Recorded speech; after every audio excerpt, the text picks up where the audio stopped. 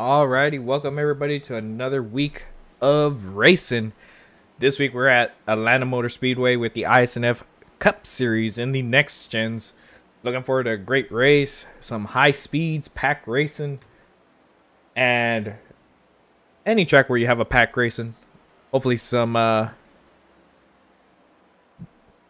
big wrecks. But taking a look at this week's information for this race, we have the Big Peach 200 at Atlanta, 133 laps, 200 miles, 0 fast repairs. In the incident limit of 17x before you get DQ'd, 60% fuel, 4 extra sets of tires, and of course the weather is realistic to what is actually occurring over there at the track. Overcast, winds northwest at 10 miles per hour, and it is very cool temps compared to what we're used to. 64 degrees Fahrenheit. 31% humidity,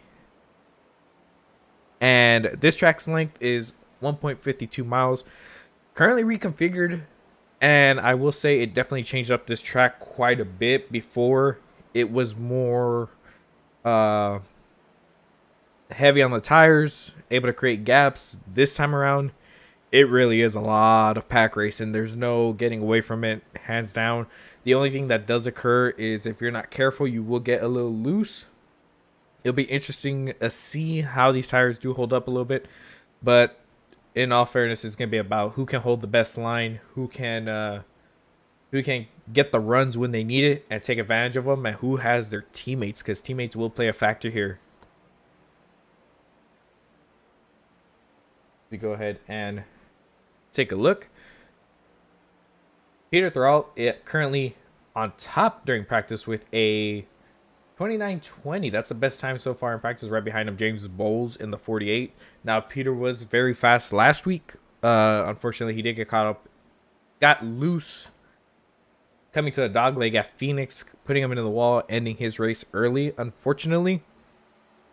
Now, with all that being said, let's go ahead and take a look at our drivers for today's race.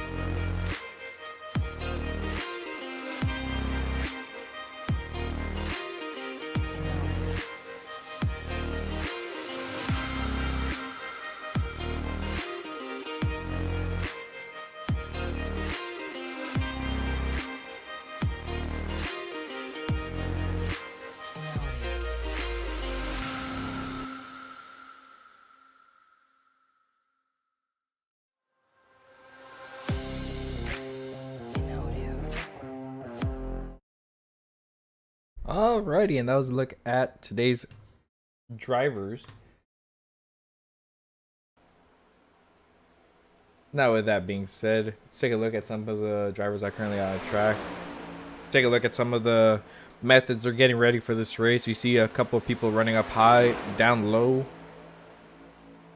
I really do think that high line is going to be the preferred line. If you raced officials, you would see how the outside can really make it work. If you get I'd say about three cars is the preferred line. But it'll be really interesting to see how everybody holds up and when they decide to make moves, if they're going to hang back. Because this basically is like a super speedway. Only the difference is it's very... Oh! As we see the 54 get into the 12 legal owner reaffairs. But I think it's going to be... It's a very narrow racetrack when you look at it. So when you're super speedway racing, there's a lot less room for error. As we see someone get hooked right there, so it's a perfect example of what can occur. By the way, Brady Shue rooting for Mr. McDonald's, so I'm assuming he's going for the 23. Actually, no, he's in the DoorDash. We got Chris going for the 17, as he is the driver of the 17. Franz Brecht saying, let's go. And Mellow and Fly. What's going on, buddy? Now, as you take a look here at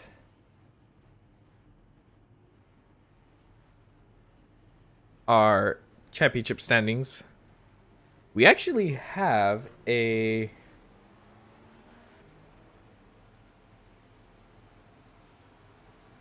new leader, Jonas Gunnarsson, in the 10, leading this series. Taylor Butcher Benjamin is no longer in the league, so he will not be participating in this race. Jalen Battle in 3rd, Big Lothian in 4th. Mr. Derek Cook has been moving up slowly as he has been very consistent, as we've mentioned all season. Kiko Garcia also having a solid season. Steven Sear, James Bowles, Joshua Grosso. I believe Joshua Grosso is not here in attendance. He has a sub for him in the 38. I believe it is actually our fellow broadcaster, Mr. Thomas Stanley, who will be doing a starter park for him. Angel Hernandez. You have Mike Hamlin, Isaac Wilson, Angel Hernandez, Brian Chu, Charles Robertson. All of these guys have had some pretty solid weeks. Unfortunately, they do get caught up in some wrecks from time to time. It'll be interesting to see how they handle up here. Mr. Casey Tomlinson, who we typically see riding around in the back, is actually seeing 16th. So it's good to see that he's been, consistently around the same range from week in, week out. Giovanni Rosario Ooh, actually, I believe there's some cars that do not have a ride anymore. Linus Brostrom running full time now in the league. Interesting to see how fast he climbs up the ranks.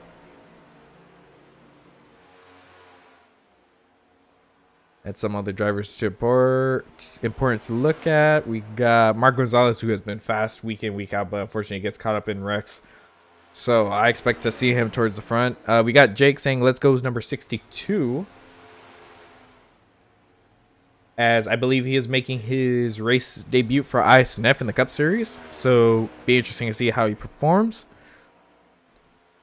But Ria Ferris in the 12, sitting at 28, the league owner.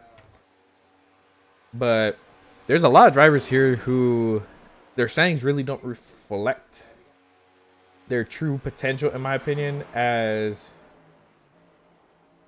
they're fast. It's just they seem to be, unfortunately, at the wrong place, wrong time. It seems to be the common theme. Another thing about this track that we should look at, and I believe might be the biggest issue if we get to that point, is actually going to be pit lane, or at least the entrance to pit lane. Because if you look right here, the entrance is basically as if it was still a speedway. So you really have to get off about 75% of the way through turn 3 and 4. That's when you want to dive down, but it's very easy to get run over, especially in these cars where if you try to hit the brakes too much, you lock it up and the back end just gets out from under you. As we see the 5 try and attempt, and he overshot pit entry. Perfect example of what's a common theme here.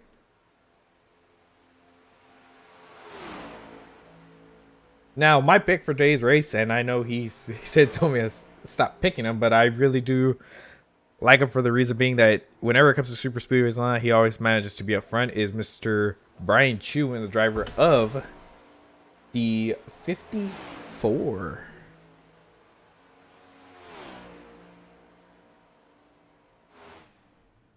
Currently sitting on pit road, getting ready for qualifying. Now, here's the thing. You're going to see a lot of different strategies right off the bat.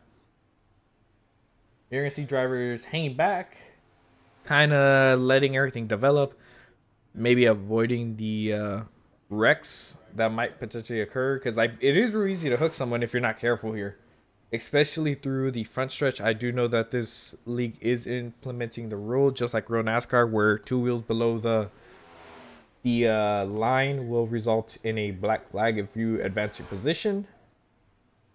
So it's important to note that.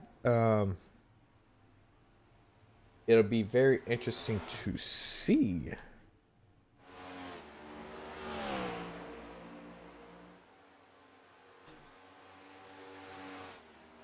Tires will be a factor here. I believe the fuel window here should be about, I believe it's laps. 30 laps. And there's my co-broadcaster, Mr. Thomas Stanley. I was about to say it should be about 35 laps. I know you're going to be doing a starting park for Mr. Joshua Grosso, am I not mistaken? Yep, that is true. As much as I would love to do a couple more laps, I'm only going to run 2.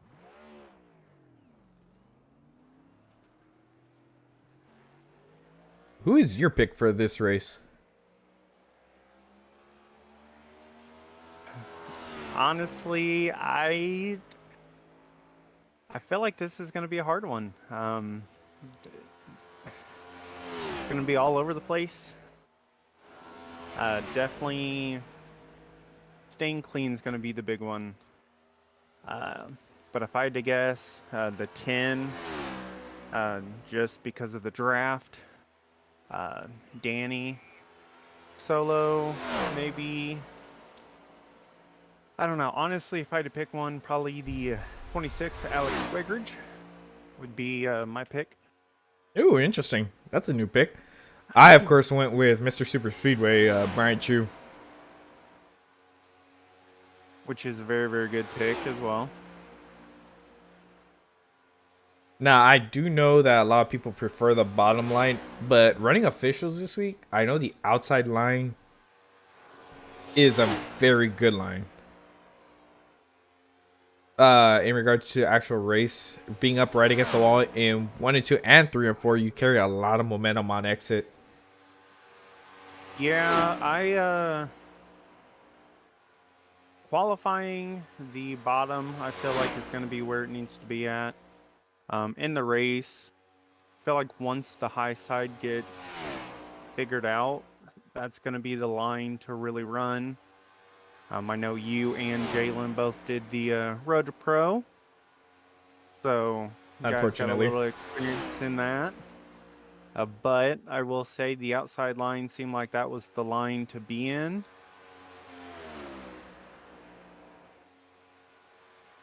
Jonas Skoglund is currently in the poll, but with a 31.02. I wonder if we'll see anybody get into the 30s as Jalen Battle skyrockets up to the top position. Now they do have 4 laps.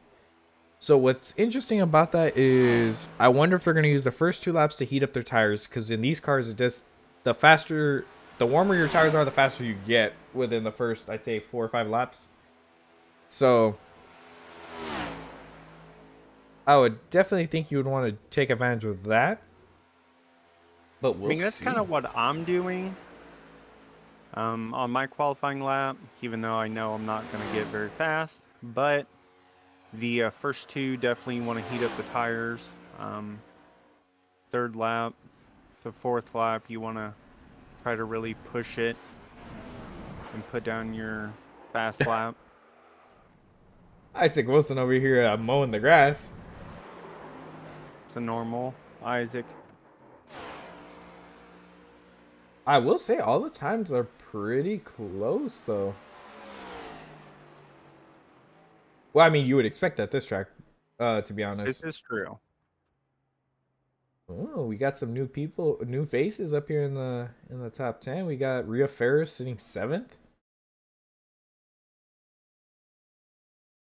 I feel like this would be her style of racetrack. Kind of wide open. You do gotta lift ever so slightly. With it being more of a turn than you would get at Daytona or Talladega. My qualifying did not go very good at all. I can see that sitting 24th. 25th. Oh, 24th. Still got some people out there trying to put up a time. Now, okay. I know the trucks, my method of thinking was stay in the back and work my way up slowly. In the next gens, I really do think starting at the front is the move. Because the thing is, if you get involved in the wreck, as long as you don't break anything, you're really good here. Because I've been involved in some wrecks in the officials, but yet I'll still finish 2nd or 3rd. Because it's all like just aero damage and it really doesn't affect the car. But there is a 17x DQ limit here, so you don't want to do that too many times. That is true. But if you stay up front, you typically only get involved once or twice. Because most of the wrecks do occur about halfway through in the field is typically what I've seen. Now, with that being said, we have our official grid. And we have our league owner, Rhea Ferris, here to call out today's grid for us. Yep. Linus Brostrom with a pole tonight. I believe he's got several. I know the driver stats at the bottom during the race will be able to show you. I know he's got a ton of poles, so he gets yet another one here tonight at Atlanta. Jalen Battle, the hometown hero, from here in Atlanta, starts on the outside of row number 1. You got 2 Swedes make up row number 2, Jonas Skoglund and Danny Solo. And yet another Swede, Alex Wegert, will start P5. To this outside, Isaac Wilson. And then P7, Brian Chu, and yours truly, Rhea Ferris, P8, starting this evening. Joe Grijalva will start P9, and Zach Phillips Sr. will start outside of row number 5. You got Kiko Garcia from Spain, P11, and another hometown hero out of Macon, Georgia, who actually has driven kart racing and bandoleros here at this track here in Atlanta. Austin Cook, which is your season 1 champion here in the Cup Series, by the way, too. You got George Kovacic and Blake Lothian making up row number 7. James Bowles and Angel Hernandez starting P15 and 16. Cody McCorkle and Derek Cook, 17th and 18th tonight. Clarynce Prince in the 21 car instead of Eugene Thorne this evening, starting P19, and Charles Roberson to his outside in 20th. You got Michael Hagstrom, the Swede, in 21st, and Jeff Weimer to his outside, starting P22. Then you've got Steven Sear and Peter Terrio making up row number 12. Tommy Stanley, the broadcaster, he is going to start and park for Joshua Grosso tonight in that 38 car, starting P25. To his outside, Colin Zeimer makes his first Cup Series start this season. He is a veteran driver, but this season is his first start. Daniel Homer with a new ride, nice shiny new ride in the 22 car, will start P27. And to his outside, Joshua Beattie from England, a brand new driver to ISNF, and will make his Cup Series debut here tonight in the 9 car, subbing for Zach Taylor, who is subbing for Jason Rickett. So it's a triple sub type situation here. Jesus Juan Menendez starting P29. Franz Brett Schneider out of Quebec, Canada, starting P30. Jake Grout, a first-time ISNF Cup driver as well, starting 31st. Joey Main starts P32. Chris Van Maastricht starting 33rd. Casey Tomlinson back there in P34. Then you got Bob Wyckoff and Jonas Gunnarsson rounding out your 18 rows tonight here, guys. Hope it's a clean one. I think my over-under is going to be at 12, counting stage breaks. Stage breaks are laps 40 and 80 this evening. So, yeah, and hopefully we can interview some of those stage winners out there tonight. For sure, I'm looking forward to this race. It's going to be high speed, close racing. Looking forward to seeing what some of these guys, some tricks that they have up their sleeve. Seeing how they get around traffic, if they're going to move to the back or just push forward. It's going to be very important to actually be patient at this track, as the checkups are absolutely insane, especially in these cars. The runs you get coming off the corner are going to be key. So I really look forward to seeing how they handle this track, as the room for error is a lot smaller than your typical super speedway. I fully agree with that. I feel like the tri-oval is going to be the big issue tonight. Wow, I was seeing there is a rule implemented just like in... Yes, you were not allowed to go below the yellow line. I think somebody might have wrecked. Alex Wick. Oh, wait. No, he was blinking in and out, I think. Yep, I saw that because I just... Alex Wegger just went into the through wall. him. I believe they might want to delay the green. We are not off to a good start, fellas. They delayed it, correct? His, yes, they did. His steering wheel actually disconnected. Oh, okay, I was about to say, I'm like... Now, with all that being said, it'd be important to note that I believe there is a rule implemented for the front stretch where if you have 2 tires below that white and red line and you advance your position, you will actually get black flagged, I believe, or what's the call on that?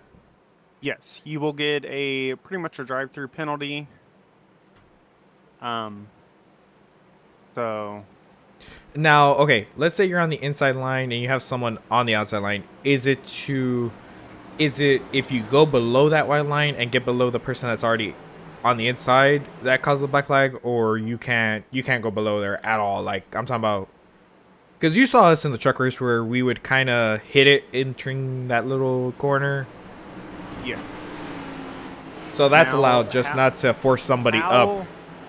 Yes. So how it is if you get 2 tires underneath there, and you advance your position, as far as like, say with me starting behind Steven, we were in a green flag right now, and I went below that red line and got ahead of him, I'd be black flagged.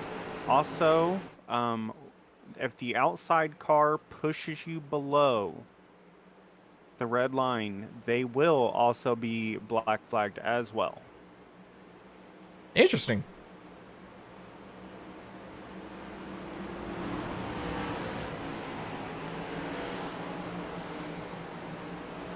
As So we're that getting is ready to going go be another green. thing to watch out for as well.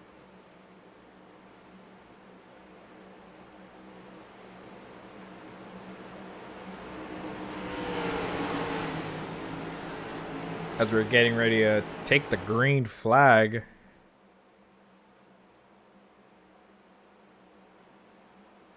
All starts and restarts are on the green flag, and away they go.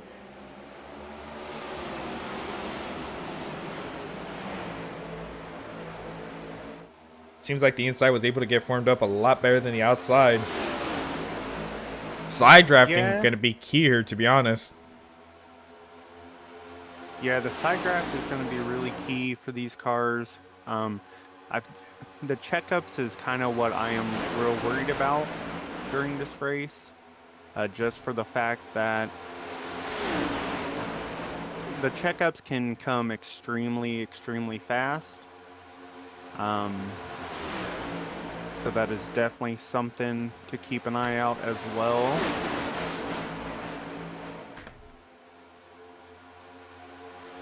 Well, we're seeing Jalen trying to make that outside line really work, but you're seeing a lot of people dive down. I think once they get that formation going on the tie-up side, you're going to see a lot of people go up. Now, I will say, Jalen got put into the wall, I think. Heavy hit for Jalen. Everybody scattering to avoid him. Still going, though. Does he have a meatball by chance? I do not think so. But I will say the outside with these fresh tires is not the fun with fresh tires in these cars right now. So that could definitely be something to watch out for as well when they come in and pit.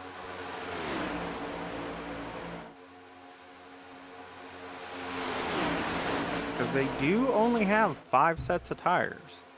Well, the thing with these, I do know, okay, on the initial start / restart, whatever it may be, you want to start on the inside, get the momentum, but the moment you gain the momentum, move up, because it's the momentum you're able to carry that really helps you. On the inside, everybody's kind of all over the place with their, somebody else smacks the wall. The 6 of Angel. Seems like our drivers are having issues with the tri-oval today. Yeah, that tri-oval is, I don't want to say sketchy, but it definitely, when there's a car on your inside, it definitely is something to worry about. Rhea Ferris over here running in the top 5, running 4th. I actually like that paint scheme she's running today, to be honest. The all-white body armor. Oh, yeah. Yeah, that is actually one of my favorite body armor cars. Unfortunately, my trading paints is acting up. I can only see like 3/4 of the people, what they're driving, so that's unfortunate. But everybody's running down Linus Brostrom, or at least trying to attempt to, but he's taking care of that top lane. I gave a lot of tips to people telling them, hey, the outside line is really good. So, with that being said, it'll be interesting to see who decides to stay up there or what it may be. By the way, Alex Johnson over here saying the air to call Jonas Gunnarsson the air mattress.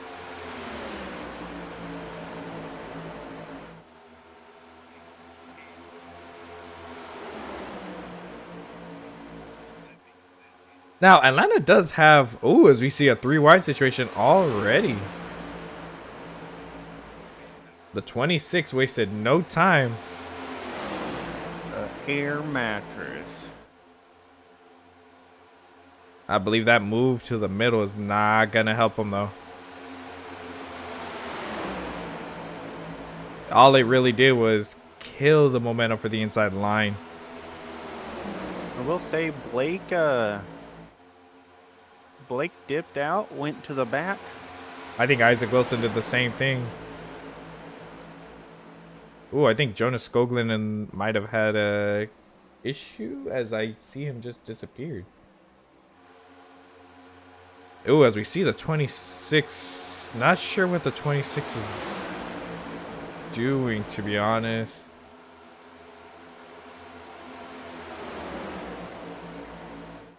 Taking a look up front, you got Linus Brostrom leading this race. My pick, Brian Chu, sitting right behind him in second. And Austin Cook running third.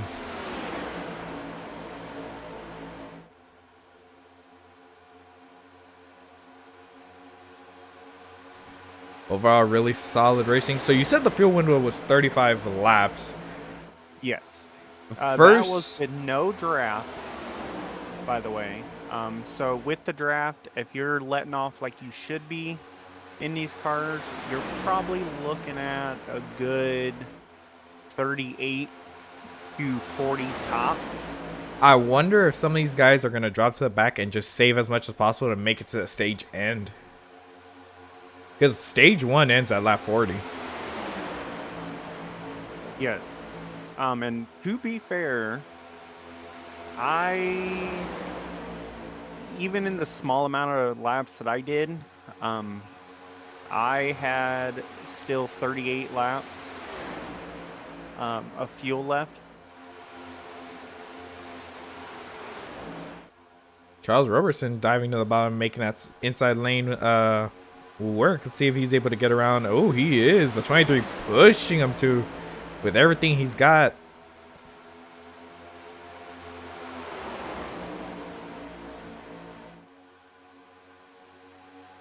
Not gonna lie, watching them go around, I kind of want to drive. After the week I had in Atlanta, I'll pass. I've had a real good week, so. I wish I could say the same. But And one thing to say, so the track temp's only 67 degrees right now. It's not hot Atlanta like normal. I really don't think, and to be honest, I really don't think tires will be that big of a factor. Like some people expect. Because honestly, you could get away with not taking tires and you'll still be able to run. Now, the biggest thing is you just got to know how to get back on the throttle and let off just a little bit just to get the car to turn. But you should be fine with the tires. Does it make a difference? Yes. In my thing, running officials here and then running a couple cooler races where the track temp was cooler, you definitely can tell the difference. Are they important? Not really. But you definitely have to be cautious if you do not take them. I think the biggest place where it takes effect is the restarts. Because if I know restarts here, you're going to want to be in first gear. So if you're on old tires, you're more likely to spin those tires. This is very, very true.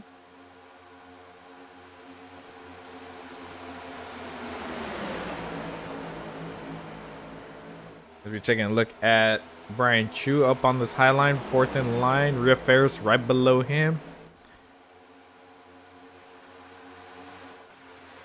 Now we do have a Casey Thomas has just smacked the wall.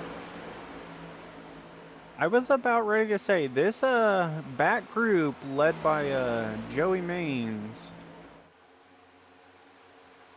off the pace a little bit, but I think they're doing that as a strategy to miss mayhem when it happens. Well, I also wonder if some of this is a result of, because Jalen's back there, but I know he has damage. So I wonder if some of it's also a handling issue, but no, because there's quite a few different people out there. Yes. So I think it's more of a strategy play right now, for all of them. Not saying it is. I could be wrong. Just the way it the way they're driving it. They're staying around that 16-second mark behind the leader, not getting too far. By the way, take a look at who's leading this race. One driver last week who had a really solid car and unfortunately got... Oh, it's... Broadcaster's curse? No, net code. That's... Horrible net code. He got... I was about to say, because he got shot up into that wall hard. I will say, good job for everybody avoiding him. Yes. Now... Ooh, as the 48 got underneath them, that was close. Man, he's really... As he... Yep. Hold on to it, hold on to it, everybody. Yikes. Now, the biggest thing I've seen with the... What I'm seeing from his is he's being a little over-aggressive with the side draft. He's really trying to go down there and hook him, like, get right on his quarter panel. And that's where those incidents occur, in my opinion. Is that what you saw, Thomas? Yes. I mean, the first one I will say, the issue that I saw with that is Alex has been kind of blinking here and there, which I'm sure probably played a little key in that wreck with Peter. Totally forgot what his name was for a moment. Unfortunate, though, because he was leading back-to-back weeks of heartbreak. This is true. Downside is he did have a Meatball on that one. It's the only downside. Really hate it for him. Seems like he's really fast. Especially with this being a different racetrack. Oh, the 8 hooks the 22. Now, if you took a look, Matt, I'm telling you that trial was causing a lot of issues. Now, I did see Austin Cook go below that yellow line, and it got underneath the 22.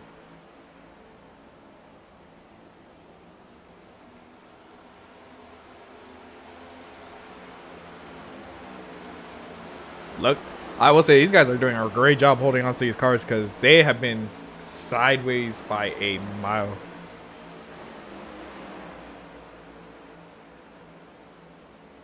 Brian Chu and Rhea Ferris sitting 11th at 12. Now, although Rhea doesn't like it, she's going to have to help a Toyota.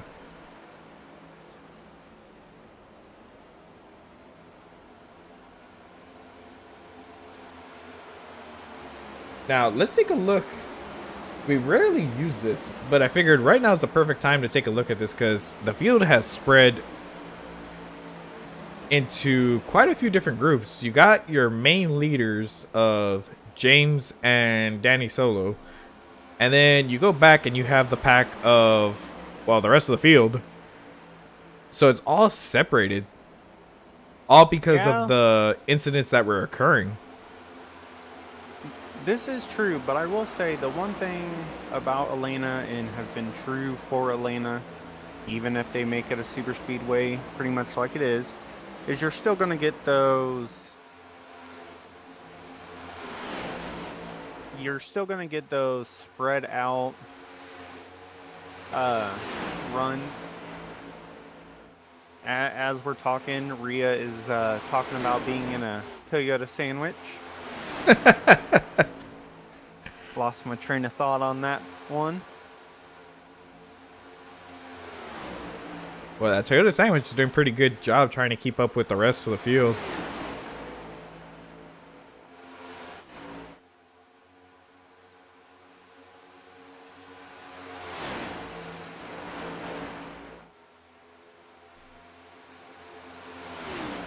Now, I will say, with all the incidents that occurred, it's a crazy thing to see we're still green.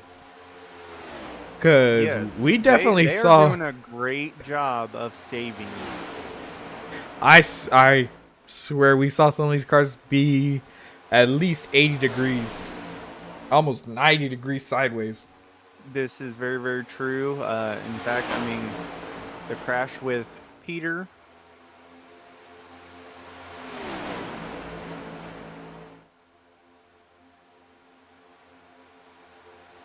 As we see Austin Cook trying to make the outside work, but he has no help. So here's the biggest issue in my opinion with this track. And what I mean by that is if you're on the outside line and you have absolutely no help, you're a sitting duck, or any line that you're in. If you have no help, you're just a sitting duck. Like, you're going to just go to the back. But you can stay alive by side drafting the car, whether it's the inside or outside. But as we saw, netcode is a big factor. So you want to get as close as possible, put all that air on them. But if you're not careful enough, that netcode will just bite you and it'll result in a big wreck. This is very, very, very true.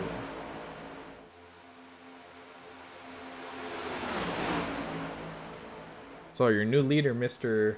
Austin Cook.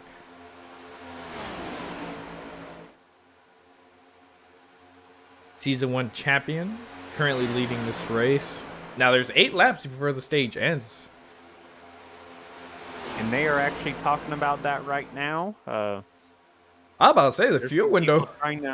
There's some people trying to see if they can make it to the stage or not. So check this out. You have Angel, and I know what he's trying to do. He's trying to run that high line against the wall, and he had Alex behind him, but Alex was trying to take it either 3 wide, but then he just settles down into that inside line. And in order to make that very outside line work, you do need some help to really get it going. This is very true. I feel like Angel's just kind of cruising up there just to be able to see everything a little easier. Now, I mean, Angel is definitely a high side driver, especially because he wants to be able to see what everyone is doing. Now so that doesn't get wrecked. Ooh, the 51 blinking in and out. Is that the 51 or? I want to say yes. Yeah, there we go. He's back. Oh, he's gone. Yeah, he's blinking real bad. But he seems to have gotten it fixed. No. Nope. He is still going to have some issues. His quality is not very good right now.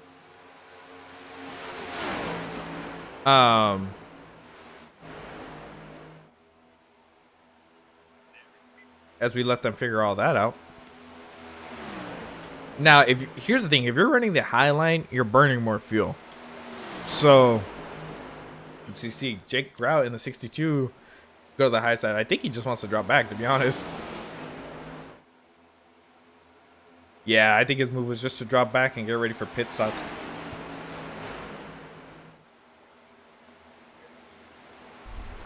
Yo, as we see the 48 and the 8 dive in, and they nearly got into one another, but it's, wow, pretty good entry. 54 Brian Chu coming in, locking it up.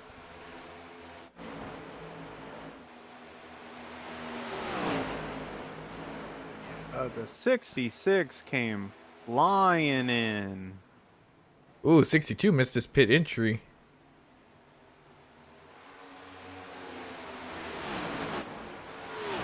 I see the 15 and the 51 are doing the strategy I did, where they actually enter coming to turn 3. It's a really safe entry. You do lose a lot of time though, but if you're not comfortable sending it in, that's definitely a safe way of getting to pit road. This is very, very true, but with it being, oh, Jalen got a spun trying to make it to pit road. No yellow. Now, will he be able to make it back? As they're on lap 39. Now, if Jalen... Ooh, actually, no. Jalen's... Is Jalen out of fuel? Most likely he is. And pit road is closed.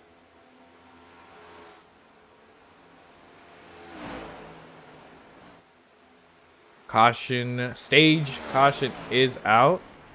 Your leaders with the stage caution are Daniel Homer in the 22, Charles Roberson in the 3. Charles Roberson in the 20, and Linus Brostrom running out your top 3. And it does, yes, Jalen is out of fuel. Now let's go back and actually take a look at see what happened with Jalen coming to pit road.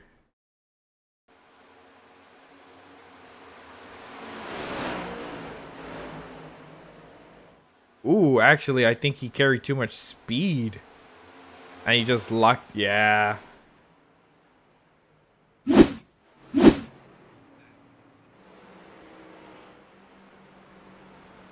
right, once pit stops are complete, what do you say we bring in our stage winner, Mr. Daniel Homer?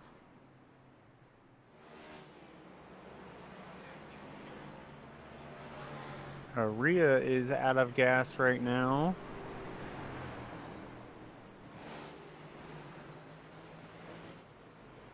Oh, unfortunate. She's got a long way to go, too. Yes, yes, she does. Oh, I think she has a teammate that might help her, though.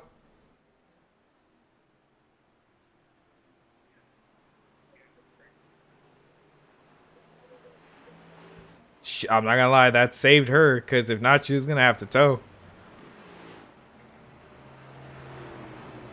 Now I will say this is very important for the next day, just exact same distance. So, but they will have a few less laps and they can save under things. So I want to say they should be good, but they definitely have to manage a little bit better. Yes, yes, they do. What do you say we bring in Daniel Homer, our stage winner, up into the booth? Oh, yeah, let me go down there and grab him. I would love to. He is not in a chat. Well, alrighty then. Ryan Taft saying that's illegal.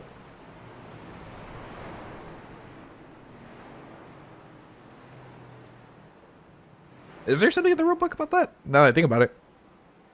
In real NASCAR, you are not allowed to push, supposedly.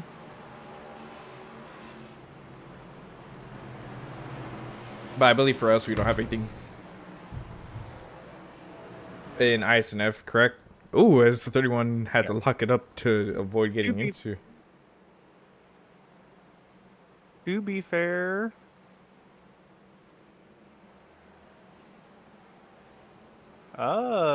Charles has a black flag. Ooh, what for?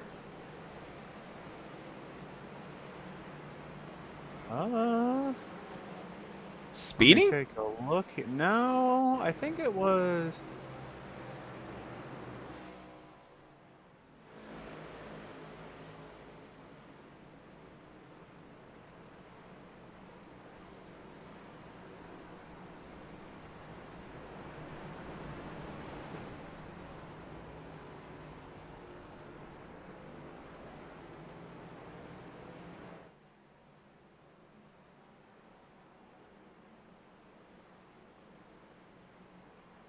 Can't push under caution.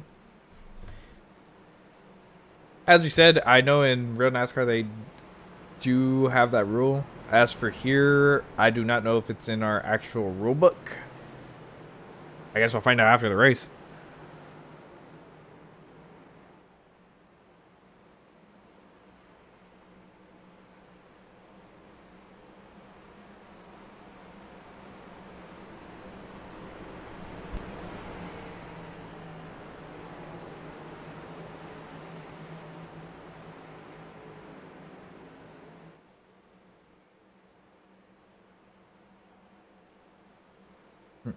As they're going to come to 1 to go. As we see, a lot of drivers are going to have to start on the inside. As I believe they were a lap down.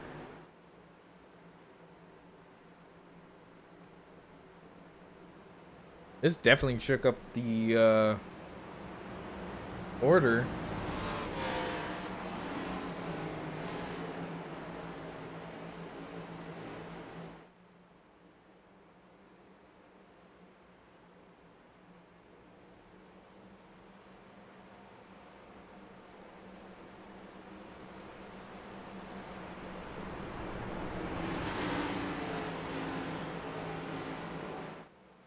As we're going to take a look at them. Yeah, there's a lot of people on that inside line.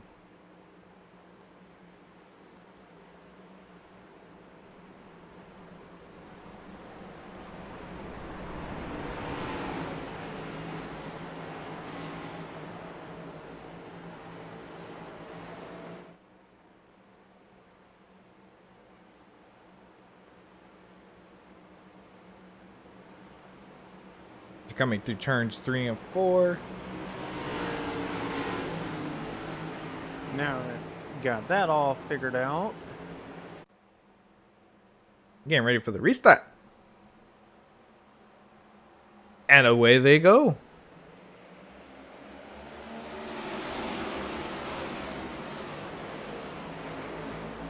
Three wide already. Seems like they've settled down. The inside line got a really good restart. A lot of people diving down already. I mean, to be fair, there were still people in there, or at least trying to do it. Downside is Rhea got a hold penalty from running out of gas, mainly because when her teammate pushed her in, he actually passed her before she went into the pits, and he should have stayed behind her. So it said, or she went in the pits before he could get around her. Passing under yellow penalty. Yep, unfortunately. To be fair though, I'd rather take that than running out of fuel and just having to tow.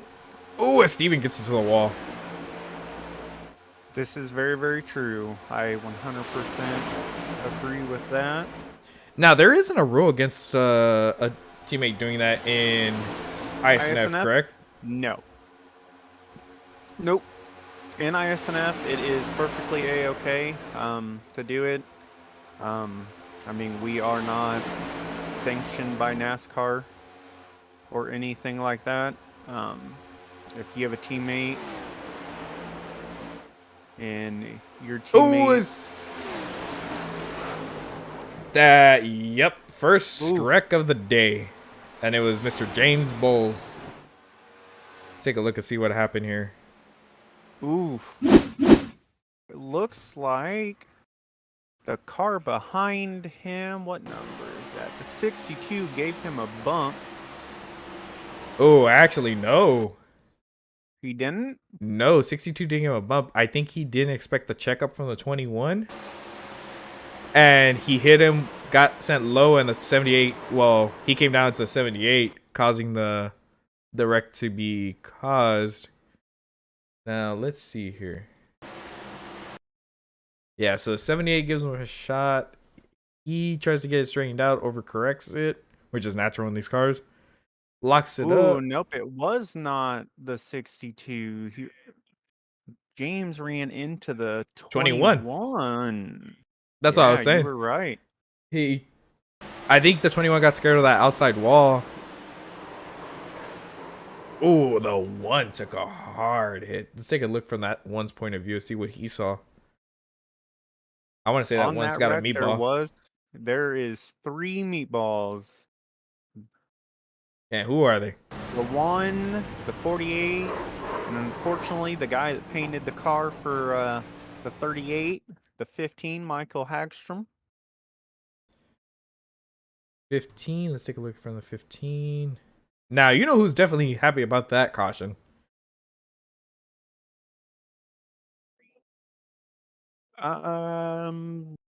Blake is wrecking under caution. Yep, I just saw that.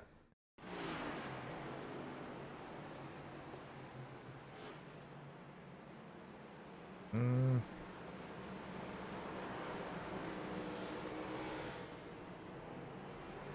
What happened there? Did he just lock it up? Or was that netcode? There's no way that was netcode. It was actually Danny Solo. No, it was actually Blake did it as well. And then the 9 spun. There was a lot of issues going on. No, it all started with the 4 of Danny Solo. He spun out, Blake slowed down, and then the 9 did the exact same thing the 4 did. Ah, so it is my screen. Like I said, my trading paints is being weird. So there on my screen there was 2 14s. Unfortunately, my trading paints will not update. For I don't know why. Eric is saying Solo doing Solo things. You know what? That should be on a t-shirt.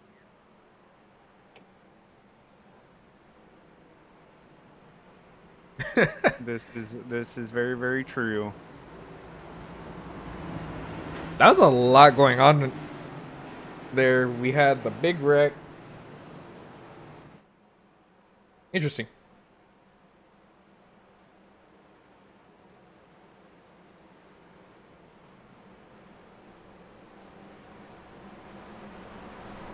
Very interesting.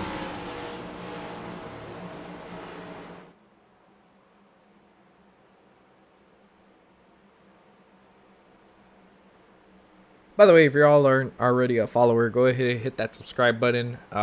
Hit the like button as well. Show support, let the channel grow, as well as support for the league. We appreciate everybody that comes by and watches the broadcast. Now, there's still a lot of people to lap down. I was expecting that caution to help out Rhea Ferris with her hold penalty, but I'm assuming there were some cars that were ahead of her when the caution came out in regards to lap down. There was. She's actually 2 laps down right now. Oh, wow. That's the only downside when you have to pit, especially for a hold penalty. You're losing a lot more ground than what you would think. Green flag is out. The 22 and the 31 out ahead. Daniel Homer, your stage winner, back to the lead.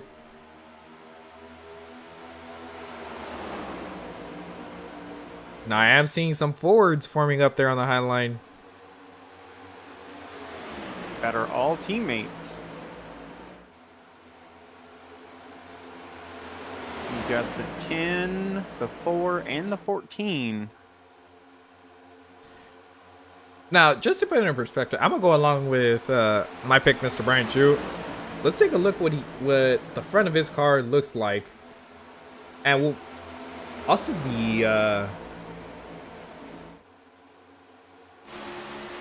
that's how close he's running to the guys in front of him, and how close he's going up against the wall. Now, if you look at the back,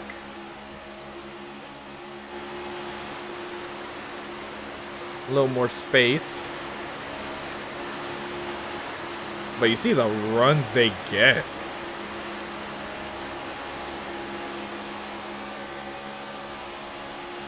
And then if you take a look at his cockpit point of view, ooh.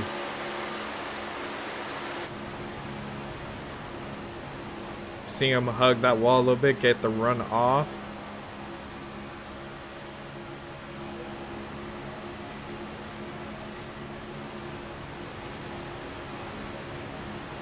As the radio chatter keeps going, they are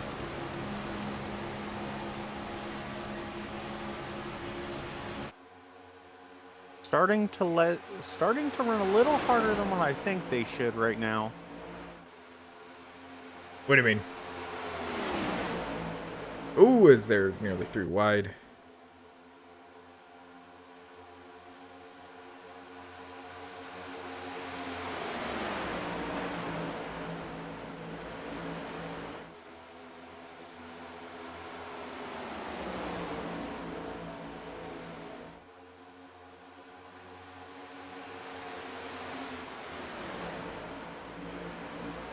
Now, here's the thing I'm seeing. Oh, as the 21 comes down into the 47 a little bit.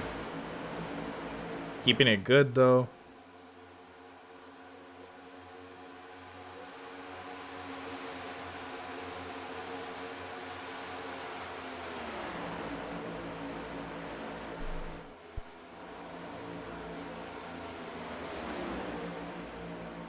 I will say, it seems like back here, there's a lot of all over the place disorganization, not really allowing people to get a solid run compared to this front pack. Very true.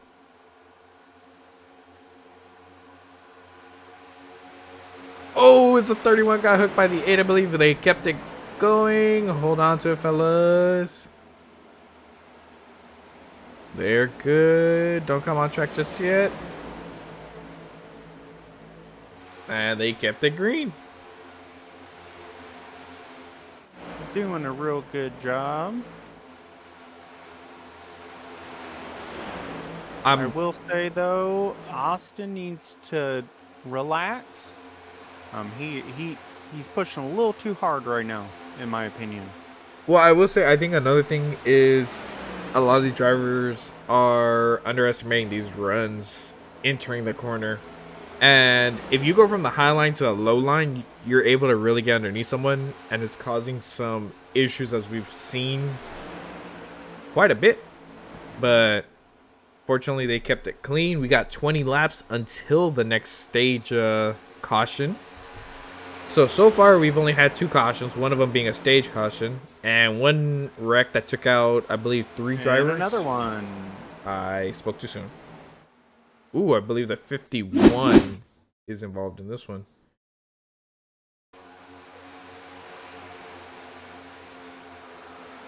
Actually looks like he got pancaked between the 78 and the 11. Well, here's the thing I'm seeing with the 51, and honestly, it's not anything against him, to be honest. The thing is, he's blinking, and it took a while for the camera to pick him up. So like right here, as a matter of fact, he blinked out as my screen goes black. He checks up, and I'm pretty sure the 11 got into him. And if you look, the 66 is lucky that the 51 was having internet issues, because 51 actually goes right into his right rear, but nothing happens to the 66. As for the 19 and the rest of the people that are involved, unfortunately, it did affect them. Rear affairs getting involved. It looks like the 12 should get away with some minor damages, nothing too bad. But yeah, that's definitely, I will say, a combination of blinking issue and yeah, I think I'm gonna put it on the fact that he was blinking. The 11 obviously got into him with that checkup. Racing deal, in my opinion.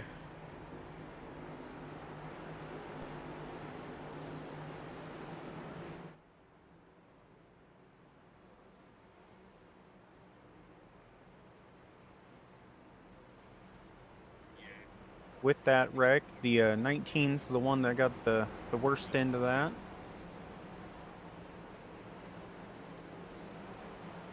Having a nice little meatball. I was about to say, he Probably got a meatball based on the way he hit.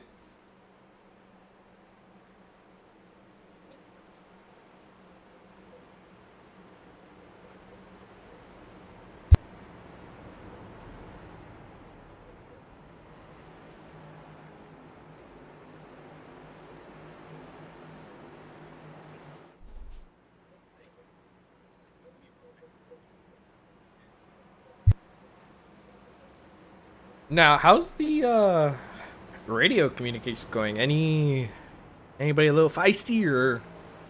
Uh, they're feisty, but not about the racing. Some people just kind of get a little wound up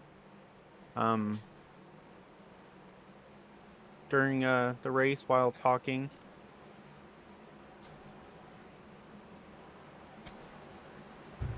Okay. Now to the viewers watching and to you, Thomas. Old Atlanta versus New Atlanta. Which one's better? Old Atlanta, hands down. I agree. Old Atlanta.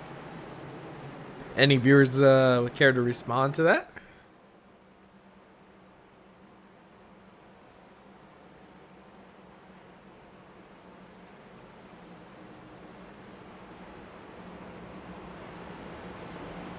As the top three are all Fords.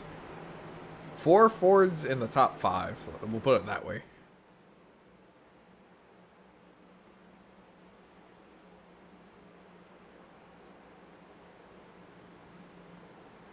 Now, my pick is sitting in 4th, and he drives a Toyota. I have driven all 3 makes. Mr. Isaac Wilson says old with a lot of exclamation marks. I think a lot of people feel the same way, to be honest. I mean, New Atlanta it's different. I feel like once it kind of gets worn in, maybe be some really good racing. Green flag is out. Here comes another one. McNay saying old. As the outside line. Really. Well, yet again, they're all teammates. I'm pretty sure they work together. Yep, and Brian has one of his Alliance teammates. Alliance teammates, yep. The 45 right behind him. Wow, that 14 is all over that 10's bumper.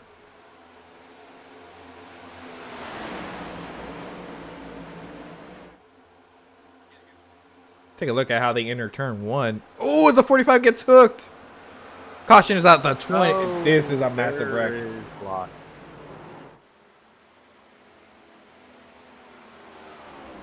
Now, it does look like Brian got hit as well. Not my Saved pick. it. 45 was not lucky enough. Here, let's see what happened here. Oh, man, I was about to show the entry. I think I already see what's happening here. If I had to guess, it's the checkup.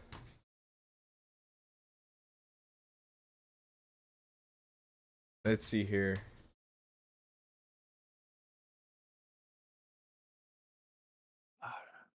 I will say Rhea almost Yep.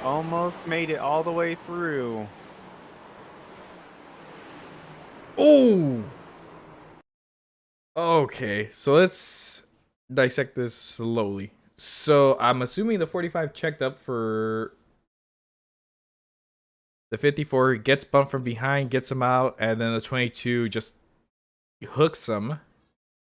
So we saw that. Now let's take a look what happened with the 8, because the 8 is the one that hooked the 22. Oh, I see here. So he gets hit by the 31 on the left, hooks into the 22, then hooks the 31. 51 avoids all that. 22 takes a hard hit to the outside wall. Wow. Here, let's rewind this and see from chopper view, because this is going to be a lot to dissect. Yeah, there was a lot of So we see right here, 8 gets to the 22. 21 gives a shot to the 51, sending him on the inside into the 26. 17 gets tagged by the 44. 44 gets involved with all that. 2 gets into the 8. And you said Rhea nearly got through all this?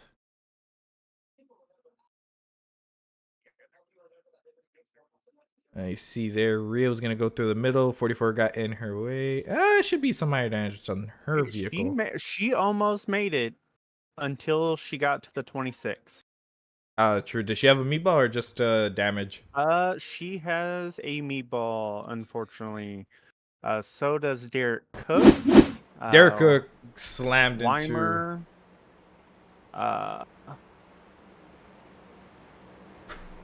Cody, and Daniel in the 22. Took me a minute. I so used to seeing his name in the 41.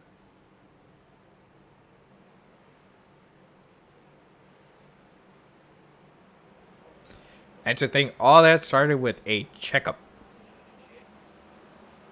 Yes.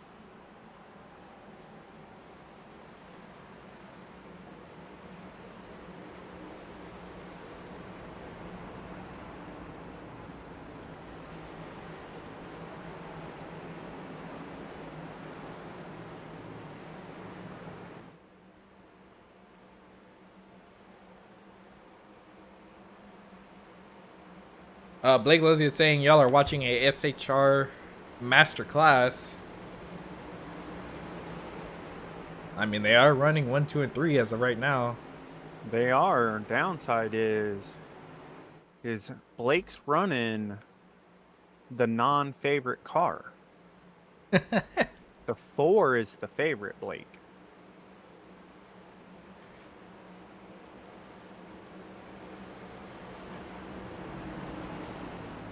But I will say the top 4 have been working great together. There ain't a Chevy in sight until you get to 6th place. Yep, until you get to Linus, which, I mean, to be fair, that definitely is...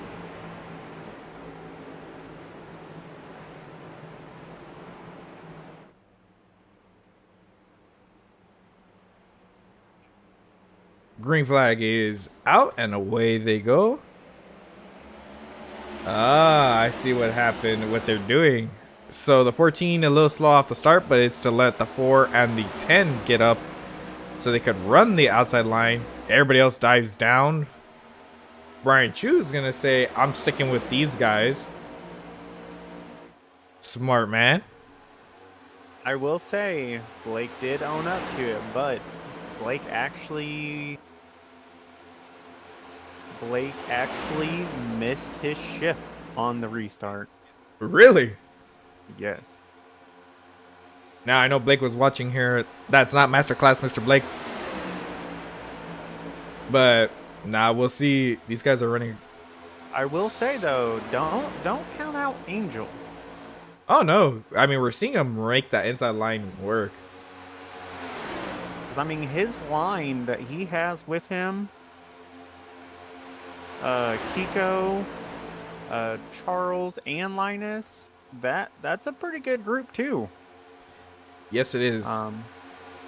Newcomer to the top 10, I think he's in the top 10, is somebody. Is Chris. Caution. And caution. I heard the tire screeching. I think it was Steven.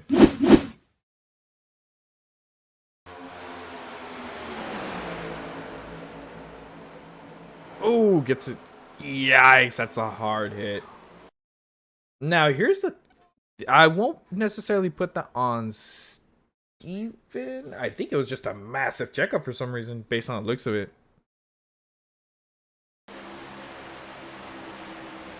Yeah, for some reason, the 44...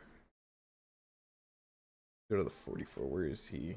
Colin Zeimer slows down entering the corner. I don't know if he's afraid of getting tired or what, but caused a massive checkup and then caused the 5 to go high and into Looks like Joey got into him. Well, yeah, because if you see, they check up. Steven gets shuffled out, and then the 42 hooks them into the 26, and boom, they all up into the wall. Now, if the 26 doesn't have a meatball, 20? The 26 is actually at its incident limit. He is DQ'd. wow, Austin Cook is also DQ'd. it's a limit. Yes. Clarynce is close. The 66 is close. Bob's close. Jonas, Zach Phillips, and Michael Hagstrom are all. Now, with that, you have Michael has a black. Clarynce has a black for the drive-throughs. Blake Lothian says I started in second on accident, and then he put winky face, winky face.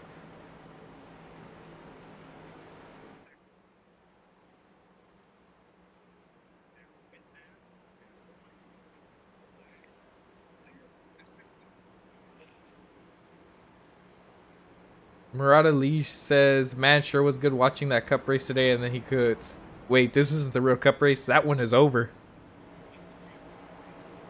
No sir, this is Iskandar. Now that could be a little bit of sarcasm, I assume, but Through that.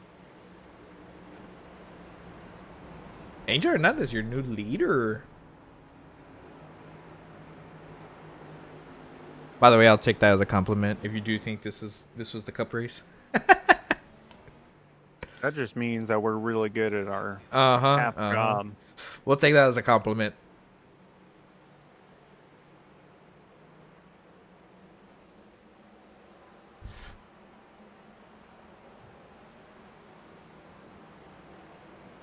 Now, as they're talking, so it is starting to get a little dusky. They're on lap 74.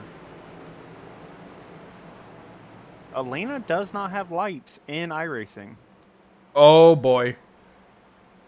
They do in real life, but for It's some not in reason, iRacing. iRacing has not implemented them.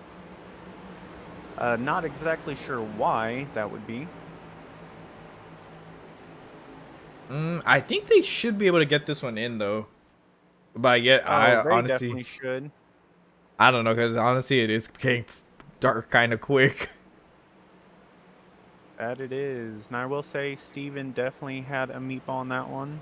Oh yeah. Unfortunately. With that being said, why don't we hop down and bring Steven up to the booth for a little bit? I would hold off just because for the fact that we're about to go green. He is in the pits. Yeah, I know, but for the rest of the field, since we are about to go For real. green. Now, the router says they don't have lights in iRacing, and Joey Main's not too happy with Alex Eichert in the 26, as these guys are about to go green. Green flag is out. Oh, it didn't seem like Blake started in second gear this time.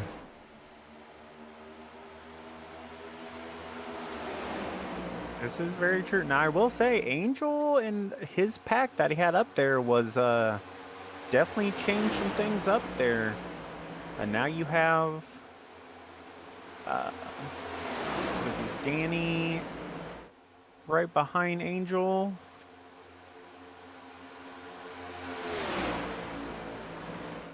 Steven's here with 11 minutes required.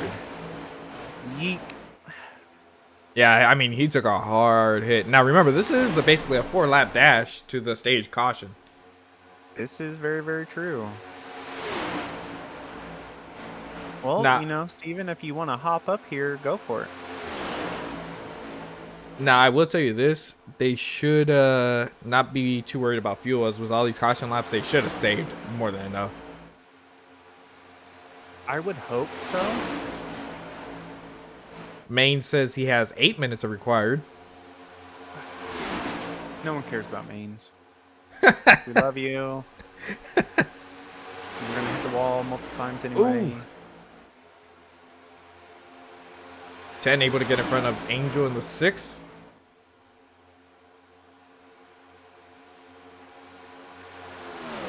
Angel looking to the inside of the 10. Interesting. 2 laps to go. This is very, very true. It is Oh, I will see. say, I see what they But- did there. Angel may be a youngin, but he definitely is not. He definitely knows how to race. So Oh, he smacked the wall a little bit. that's a normal Angel thing. That's how he gets fast. He's kind of like a Joey. He just hits the wall and He's playing nothing but defense right now.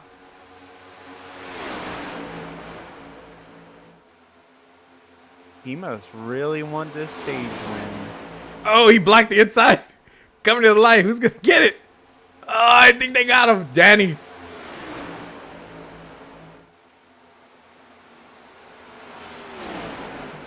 Danny did get him by a little.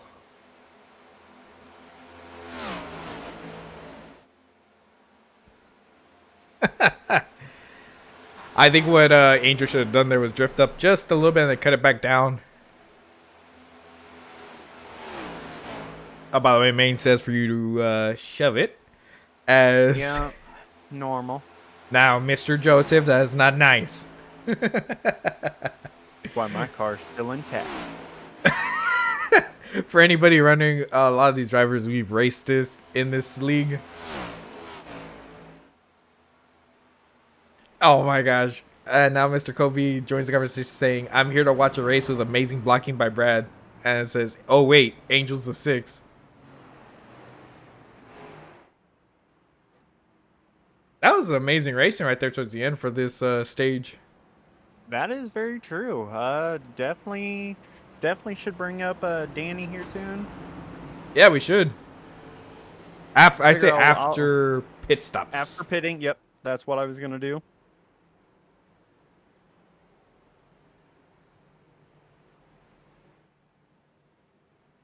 Ooh, we actually got some people that stayed out.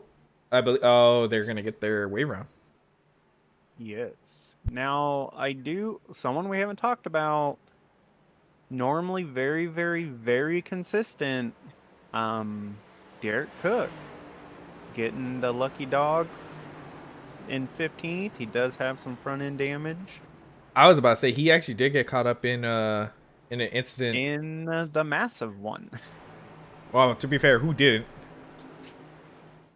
This is very, very true. I feel like if you were up front, those are the only ones. In fact, there's only 5, not counting myself, that have no damage. Or at least no X's. Who are the other? They're up front. I don't want to name any names. Last time I did that, sorry, Peter, if you're listening, it backfired and he smushed the car. So, learn my lesson. Not going to say it. Who's damaged? I want to bet the winner in this 50 lap shootout 5. Well, the 5 is out. I'm going to hop down and bring up Danny.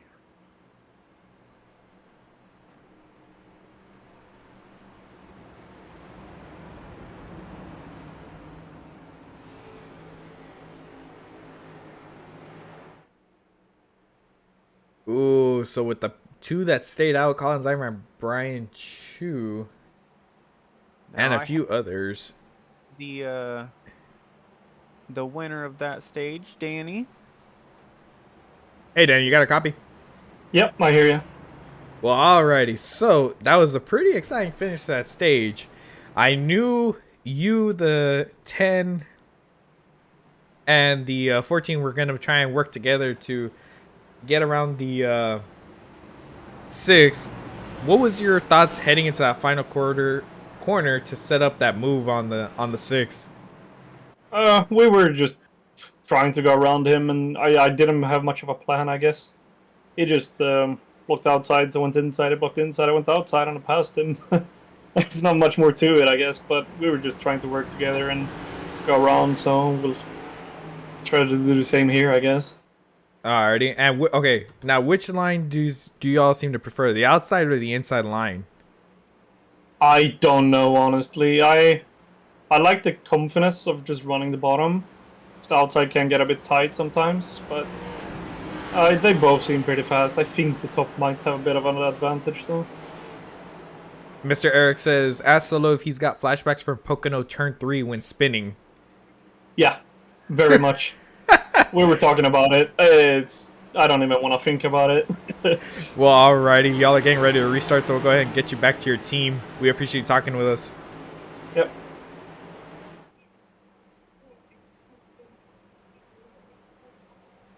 Now, as they approach the green flag is out, and away they go. Brian Chu on the outside line. Colin Zimer on your inside line.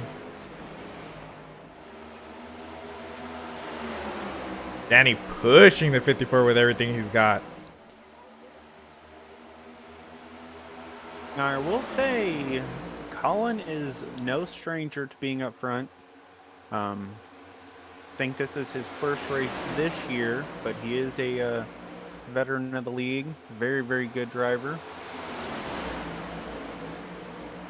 Well, I'll say Brian Chu and them two Fords behind him are working really good. Oh, as I say that, Yellow flag is out. Spun him. Corey Gasper says, hope Danny wrecks the bloody troll. And Danny is actually solo. As I know in Discord they have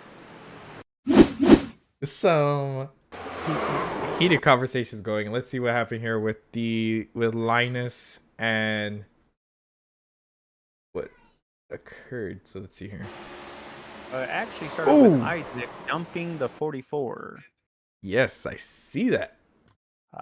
Which took out Chris, which was having a really good run. Running up in the top 10. That was a hard hit for the 17 and the 16. Yes. And the 44. The 16 and the 17 both have a meatball, unfortunately. Which really sucks because they both seem like they had a really good car today. Oh, I think the 17, yeah, he's struggling. Yeah, he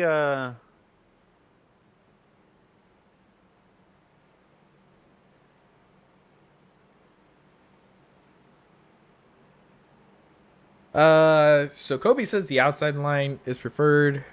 Corey Gasper says outside if you got a train, but inside is still the shortest right around.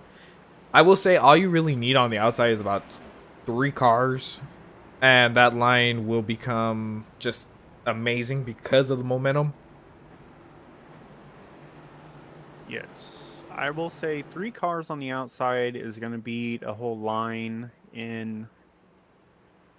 on the inside, just because between side drafting, as long as those 3 drivers on the outside are comfortable running in the draft, definitely will be extremely quicker. Well, I mean, we saw with Brian and the 2 Fords behind him, and that's all it was on the outside, and they were able to clear all 3 of them before the wreck. This is true. Now, if you go back a little bit, it was the 4, 14, 10, and Brian on that high side, and they were definitely making the rounds. The way I see it, inside I use it only for passing. Outside is more for if you want to stay where you're at and just run around. I will say Chris and Linus are both coming out. So their damage must not have been too bad.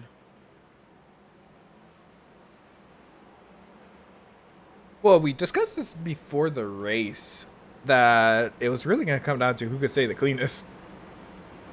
Yes, that is 100% true. or in some people's cases, people that are talking about driving aggressive have caused a couple incidents. Probably should slack off. Still got a little bit of time left, so hopefully we can get a good full green flag race the rest of the till the end here. That'll be my opinion. I think that's what they need to do. What the fans Well, want.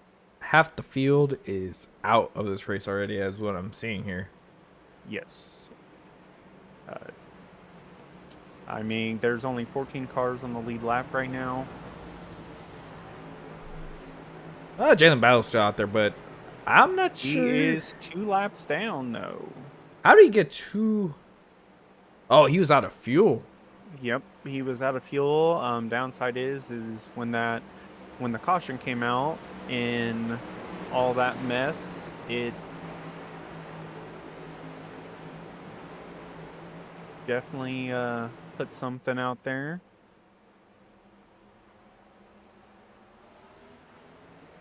Green flag is out. As for how many wrecks we've had 7 cautions and 2 of them being stage cautions. So truly 5 wrecks. And to be fair, they really weren't horrible wrecks. Except for one that took out the whole field. Pretty much the whole field. Man, that 14 is all over Brian Chu's bumper. This is true. Now, I did hear on the radios, Brian definitely wanted to work with Danny and Blake on that restart, so... Well, he's definitely doing it. This is true, but... will Brian go with his teammates if they can get up there? We have an issue with Chris. Oh, he's getting off the racing surface. Caution. Yep. If I'm not mistaken, it's probably for Chris. I just think it didn't call it because the cars were on the opposite side, but since they pulled up on him, I'm assuming that's the reason.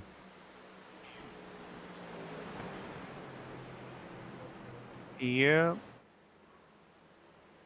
He did try, I will say this, he did try to keep it green. It's just, you know, iRacing throws a caution when it wants to throw a caution. I feel like it actually would have stayed green if he would not have backed up too far into the grass. Main reason being, I have actually done the same exact thing. And it stayed green.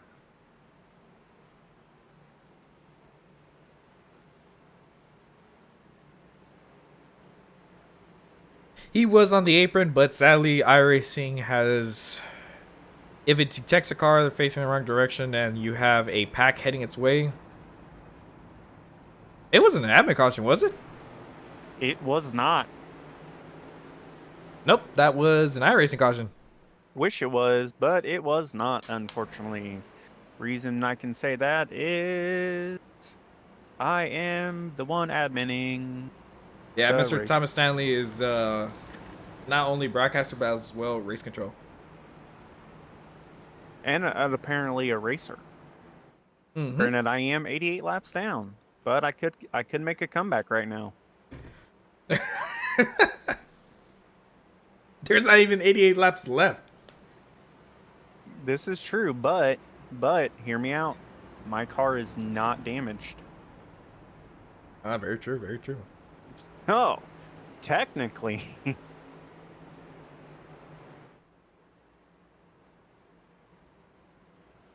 GTA Z Gaming says Caution Fest. Kobe nailed it. He goes, when a car is stopped on the apron, the caution will come out if you're not going 50 miles per hour by the time the field comes around. You would know. Mr. Kobe, the spinner. I think for me, the craziest comeback I've ever had was, I think I was 5 to 7 laps down, and I came back. Mine was definitely last year, different league. Came down from 10 laps. 10 laps down, ended up finishing 10th in a Texas race. That was a playoff. I had to finish 10th or was not going to make the playoffs. Ended up making it. Then I stepped on my foot after that. But you know what? I still made the playoffs. Don't care. Well, another thing I will say, actually no, the funnest comeback I ever had was leading a race, majority of the race at New Hampshire in the Xfinity cars, getting wrecked out, and having no rear bumper, starting dead last, and having to drive through the field by riding around the apron. Ooh, I do remember that. I remember that race very, very quickly. Oh, that one was fun. I think I ended up finishing second behind actually the 38 in this league, Josh Grosso. Yep.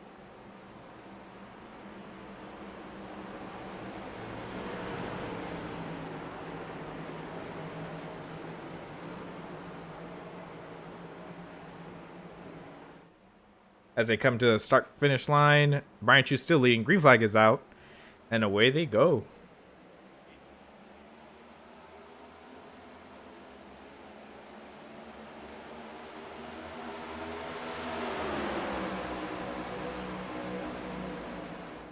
Now here's my thing.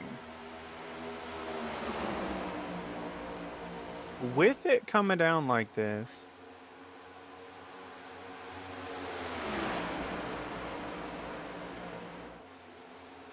Oh, Brian Chu said, I'm going up high. That's where the speed is. But he might want to be careful because you got 2 of the out of 3 Fords on the inside.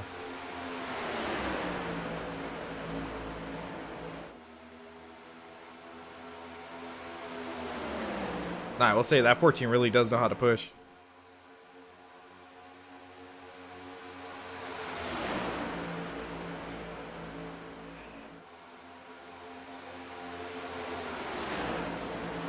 Now there's 38, if I'm not mistaken. Yeah, 38, 37 laps left. Laps are coming down very quickly, I will say. yes, it is. But I will say this has been a fairly clean race. What we're at 8 cautions, 9? 8, I believe. And Rhea did say what, 12? 12 is what she was calling with the stages. If I can remember correctly, yes. So we may end under. I'm hoping so. Now, I think Jalen might be down on power ever since that first wall smack. Just doesn't seem like he has the speed to stay with the main pack.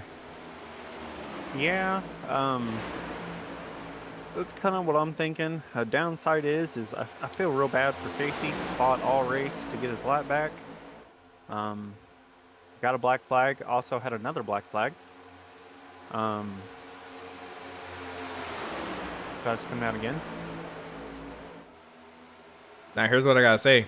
These guys better keep it green because it's starting to get a little dark.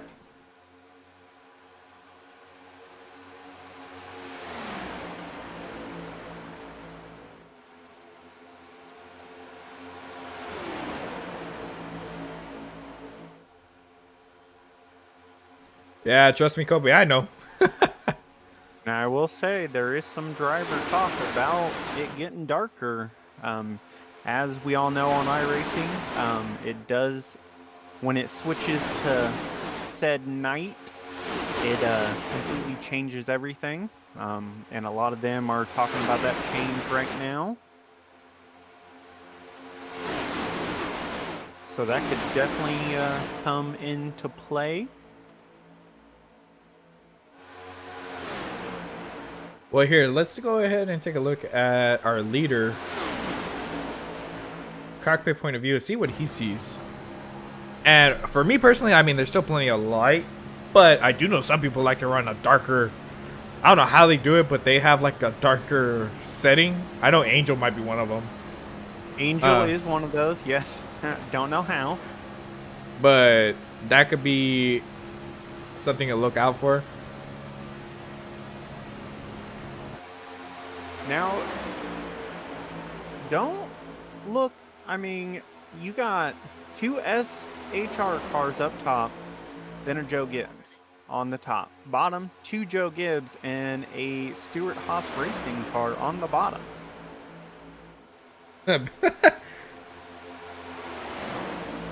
I bet you that 14 though would prefer to be on the outside line. I would agree with you on that one. I will say that 20 and 11 are definitely running, definitely giving the 3 cars on the outside a run for their money. Oh, and speaking of which, the 14 decides I'm moving up. Now, will Brian Chu dive down to help his teammates, or will he stay up high with the SHR? That will be, that one will be different. And I will say, Isaac does have his teammate behind him, even though he is multiple laps down. Also has the 9, which is laps down as well, and the 1.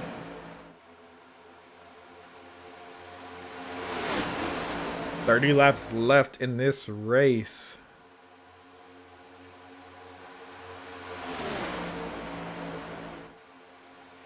And Rhea fighting up there, even though she's unfortunately laps down due to a wreck. Just shows what she definitely could have done if her car would have stayed clean. Now, I'll tell you this right now. Considering the fact that there's only 2 cars on the inside line, they're holding up really good. That is one of, if you get cars that will work close together, hands down, they're going to be way faster than cars that are in a pack. I've said that for a long time, with Charles and the 11 being teammates. I'm sure they raced around each other quite a bit. I will say the, Danny and Jonas are on the high side. Them two definitely know they run together. Could just be coming down to pushing. I am surprised that Brian Chu is definitely doing his best Ty Gibbs impression and not working with his teammates. Now, I'll tell you this right now. The biggest thing is going to be they're going to have to make green flag pit stops if it goes green. Because they last pit lap 81. Charles Roberts, actually, some people, it's going to be close. I don't think anybody can make it unless they're absolutely saving.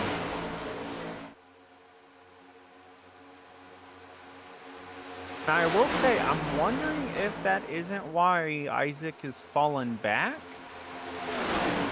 Well, Isaac, Angel, all that group of guys, there's only one person that could truly has a shot, in my opinion. That's Colin Zeimer. He last pitted lap 92, so he would have to go 41 laps.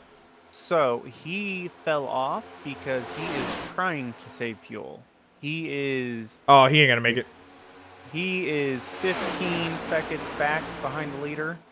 Downside is he has no draft to help him.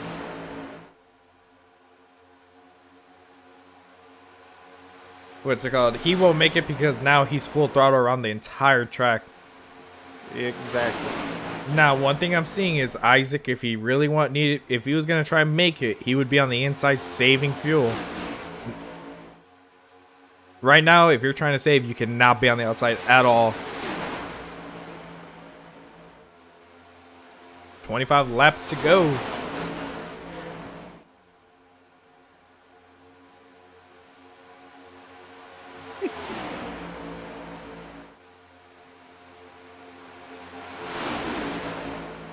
Same thing for Angels. These guys really need to get to the bottom.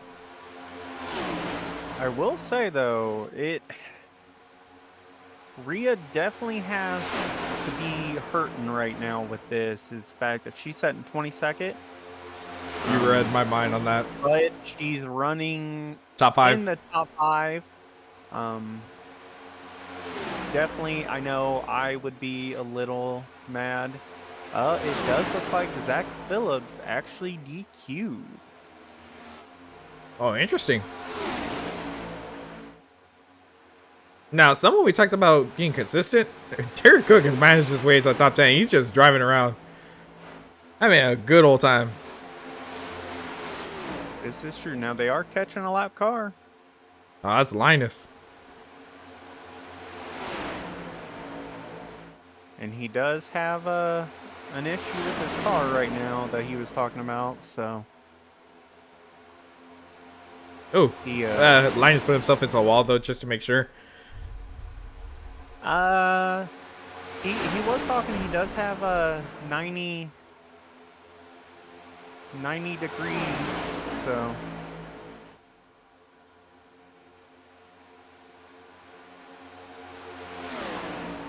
I will say there's gonna be 20 laps to go. I really want to see the outside line. There's no way. There's absolutely no way they could make it on fuel if they're on the outside line. Because making it to 40, we saw people running out of fuel. this is very, very true. The best people that have a shot are Angel, but he's on the outside. I feel like Derek could low-key steal this race. Honestly, yes, for the simple fact that he has hung back this entire time. I don't think he's been on the high side once. He has not. Also, I mean, I know Isaac's real good at saving fuel. Angel saves fuel as well, very good. The thing with them But- is they've been on the high line. This is true.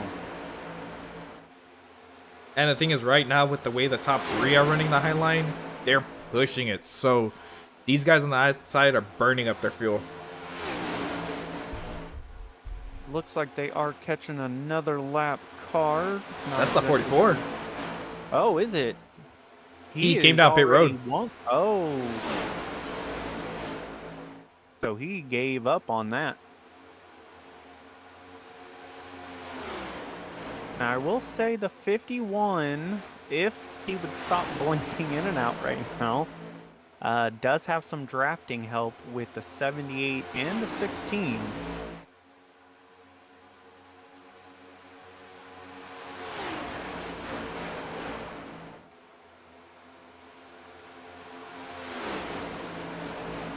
Look like Now, here's the Chris- thing. Go ahead. If the top 3, the moment one decides to come down, both of them are going to come down. Now I will tell you, the 11 just mic'd up and said he was probably coming down right now. I don't know if that was a strategy to throw it off. Oh, Brian is also coming in. The 20. So all JGR cars are coming in right now. Seems like they all got pretty good entry. They did. And Alliance mates, even the 45 came in, of course. JGR is always working extremely well together. As for Kobe's question, they actually can enter on exit of 4.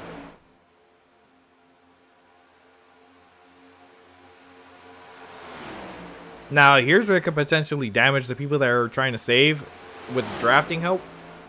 There is no drafting help anymore. Not as much. This is true, but you do have the 3 Stuart Haas cars up front. You got Kiko, Angel, Rhea up there.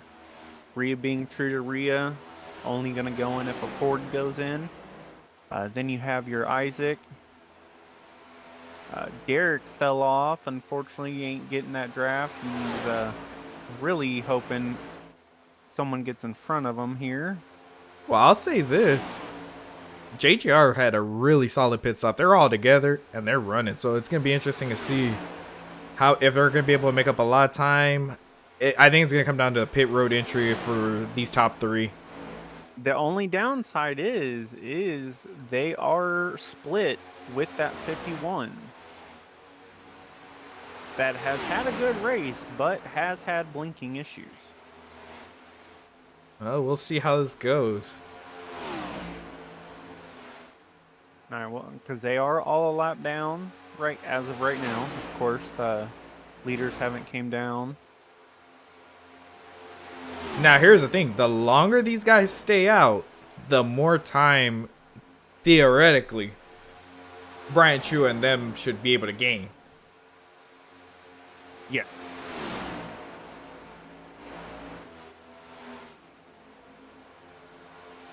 Or at least that's the thought process behind it. But I will say, as we know from past experiences, well, let's put it this way. They just ran 3/10 faster. JGR pitting definitely know how to get it done with entering pits, exiting, staying together, and getting to the front of a super speedway. Technically, this is still considered a super speedway now, even though it's a little different. Yep. Each lap, Brian Chu and them have been 3/10 faster than the top 3, and they're coming out pit road. Oh, I think the 4. I think he sped. He had to have sped. He did. Notice that's one person down.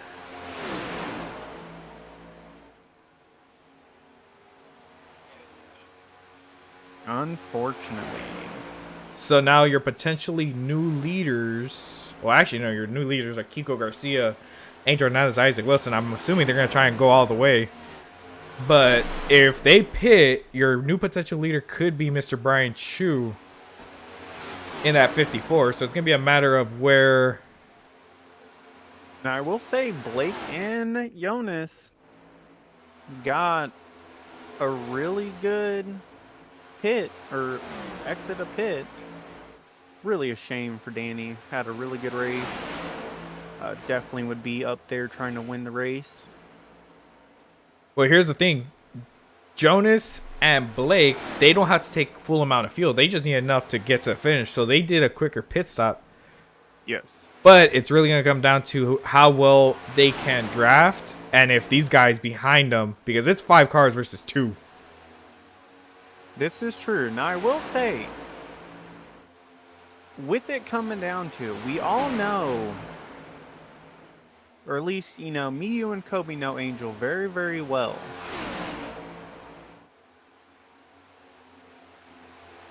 He is so good at early saving fuel. Angel's being smart. Exactly. He's he let the 24 by to get behind him and draft off him. These guys have to be saving every last drop.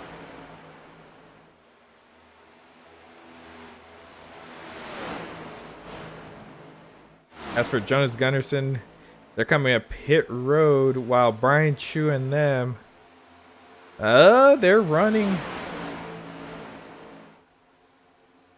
You see, they're running about 3/10. There's really not that big of a difference between the 5 cars and the 2-car pack of the 10 and the 14. So they're gonna need. They need something to close that gap. If not, I want to say it's going to be close. But look at this. The 10 and the 14 have ran down. But they're 1 lap down. So if a caution comes out at any point, the 10 and the 14, if they get around them, are in really good position. They are, but the 43 and the 42 could come down, take fuel, tires, and be on fresh everything. I wouldn't take tires at this point. I would just take a splash of fuel. And the only reason why I say that is because, yeah, it would get all them back on the lead lap, but they could potentially get it just right. If I'm Angel, Isaac, and Derek, I'm just coasting. I'm not even bothering with the throttle. You got don't go high, stay low. Fortunately, Jalen couldn't stay out any longer. Derek Cook coming in, he wasn't able to make it.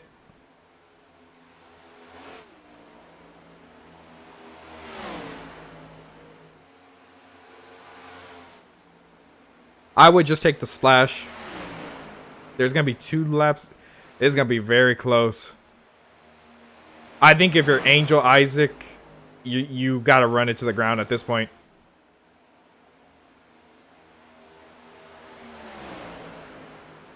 They're off so much. I can hear. Well, I just mic'd up and kind of chatted with Angel. Angel has exactly 2 laps of fuel. That's it. Let Only coast 2 it. laps. Just coast it. Isaac's gonna try and he- go for the pass. which White is flag. what he wanted.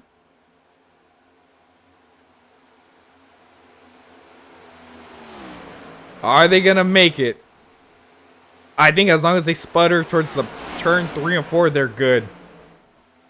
Yeah, because I mean, Jonas and Oh, he's them, Oh, Angel said.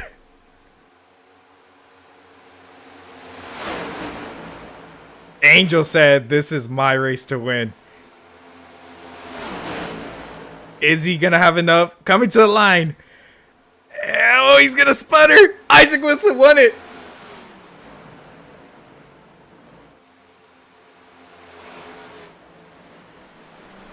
Oh, that's gotta be a hard break for Angel.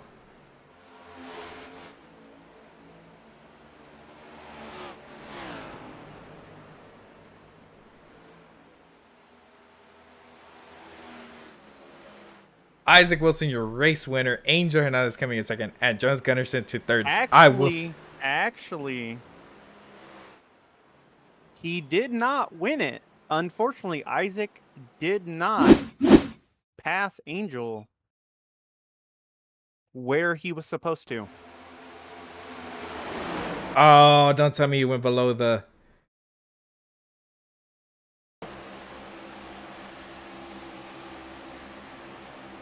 Oh. That's right.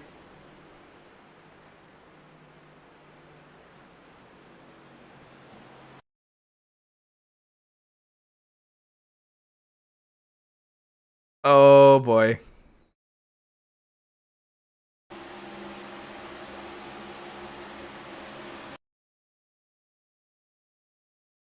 But I will say this, the difference between that is the 6 was actually forced below.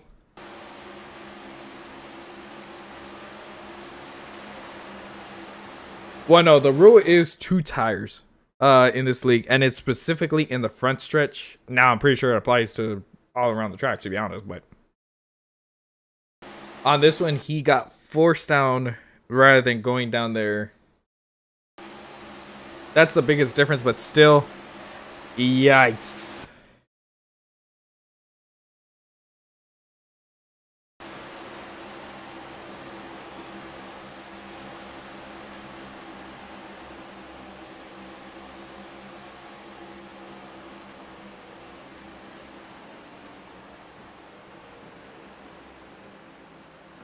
Oh boy. So this will be interesting. What happens? So as our top 3, we have Angel, Jonas, and Blake. Is our top 3. Yikes.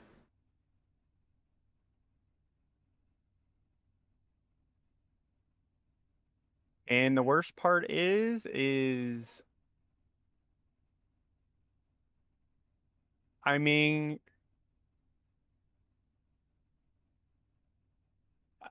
I hate it for Isaac, but I mean, in all reality, that is such a dumb move by him. And Kobe, actually, no, it was actually talked about before the race even started. And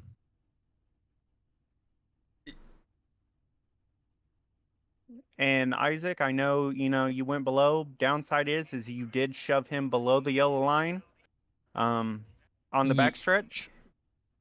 So on this one, So here's what I gotta say regarding the whole thing. And this is me as a broadcaster / racer and everything. If I was in that position, I would have done the exact same thing. I'll go low, but I would probably be, if I'm Isaac, I'm not happy for the reason being that Angel was out. Now, with that being said, the worst the part difference is, between the Angel passing and Isaac, Angel got forced below. which is automatically a black flag. That is true. So Yeah, because automatically he would not have even had a chance because of that. so Unfortunately. the rule that they discussed before the race, and we were notified of it, is if you I think it was on the backstretch there, bub. No, he's talking about the when he was out of fuel. He could have went high. So the rule is if you enter the front stretch and you enter below the 2 tires below the white and red yellow line and advance your position, that is a black flag. If you are first below that red and white line, you will receive, the person that forced you down there will receive a black flag. Yes. Now, with that being said, it's, like I said, it sucks either way. I mean, it does suck, but I mean, the worst part is about it is literally this is exactly what's talked about. And to be fair, Kobe, Isaac couldn't or didn't have to shove Angel below the red line on the backstretch. He definitely could have just moved down. We all know Angel will give up a little bit. And at the start finish line, he definitely could have just followed the 51. I'll take a look at this. Instead of cutting it down.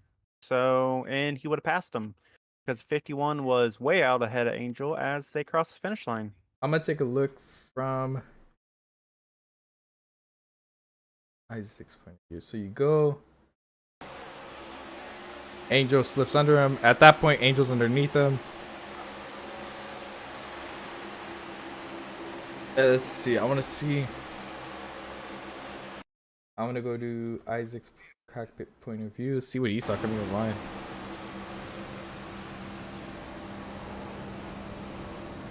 He could have. He could have passed to the outside. Let me see. Chopper point of view. This is good. The only thing is, if he would have gone outside, I don't think he would have had enough momentum. He would have definitely had enough momentum because if you look at when Angel passed the line where the 51 was, he definitely would have had enough. That is the only downside. But I'm going to move up our 3rd place finisher.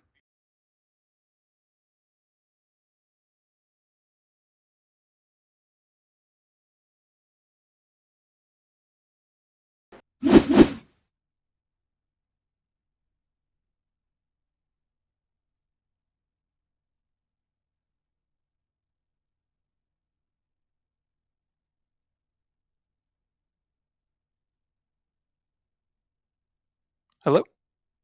Alrighty. Blake Lothian, you got a copy? Yes, I do. Well, alrighty. This was a very interesting finish to this race. I honestly thought the leaders wouldn't have enough to make it to the end.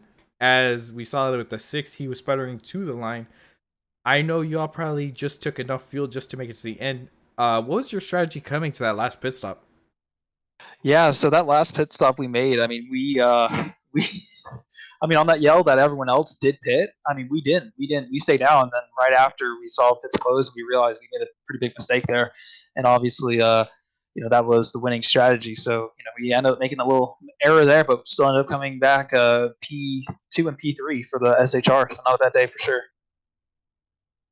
Sure enough. Now I saw you working with your teammates, the 4 and the 10. Now when the 4 got that speeding penalty, did you all think y'all were still good with 2 cars, or did you think it would be a little bit closer than you would have liked? Oh, I knew we were going to be good regardless, because after all the Penske cars pitted, we ended up pulling about 1.6 seconds on the pack behind, so we knew we were already quick enough. So we already knew we got at least a 2 or 3 second buffer on Penske regardless. And then the 4 car came out later and ended up just tandeming with us as well. So we were good regardless, I believe. Well, fair enough. Now, did you think the leaders were going to run out of fuel? Oh, for sure. Just like y'all, I really didn't think they were going to make it. They ended up running out of fuel coming to the line. So, yeah, I really didn't think they were going to make it. So, fair enough. Now, we appreciate you taking the time to talk to us. Is there anybody you'd like to shout out? Yeah, of course. I really appreciate getting this opportunity to run in the series. So, Rhea and everyone that puts on the series. All the sponsors on the SHR 14 machine. I think it was Cummins on the car this week. So thank you to them, and then to my real racing, Mike Darn Racing are running this weekend at Florence at the Cars Tour. So if anyone's in that area, come on out and come support local short track racing. Well, alrighty, Mr. Blake, we appreciate you taking the time to talk to us. We'll go ahead and let you celebrate your top 3 with your teammates, and we hope to see you next week. Thank you, appreciate it. Sadly, I will be missing it, but good luck to everyone racing next week. Alrighty, that was your 3rd place finisher. Now let's go ahead and bring up our 2nd place finisher, Mr. Jonas Gunnarsson.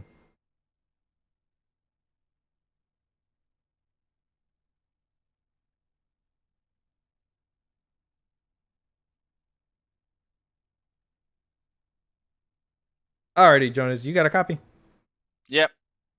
Well, alrighty. As I talked with your teammate, you two had 3 going into the pits, ended up with 2 coming out of the pits. How was pit road entry? Was it a difficult entry, or was it one where you really had to send in there and make up time? Nah, I've practiced pit entry before, so I told the guys where the braking points were, but I guess Danny missed it, or he braked a little too little. Yeah. Well, you three were really working really good together. Y'all were able to restarts, coordinate everything, get in line, and really control the race. Now, I was talking with Mr. Blake, and I told him how none of us up here in the booth expected the top 2, or were top 2, to make it on fuel.